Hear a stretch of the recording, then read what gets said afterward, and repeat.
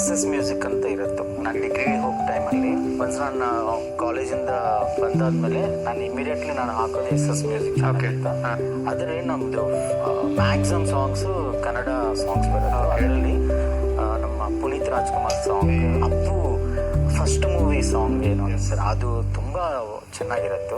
ಆಮೇಲೆ Sudeep sir songs ಇರುತ್ತೆ, ಸೊಂಟ ಸೊಂಟ ಏನೋ ಒಂದು ಅದು I use to love that sir. Appu sir ಅಷ್ಟೊಂದು ಬಾಡಿ ಇರುತ್ತೋ, ಅವರು ಡ್ಯಾನ್ಸು ಆಸಮ್ ಸರ್, ಕಿಂಗ್ ಅಲ್ಲ ಸರ್ ಅವರು, ಕಿಂಗ್ ಆಸಮ್. ನಾನು ಇಲ್ಲಿ ಬಂದಾದ್ಮೇಲೆ 2011 ಯಾವಾಗಲೂ ಸಾರ್ ಮೂವೀಸ್ ಡ್ಯಾನ್ಸ್ ಅಂತ.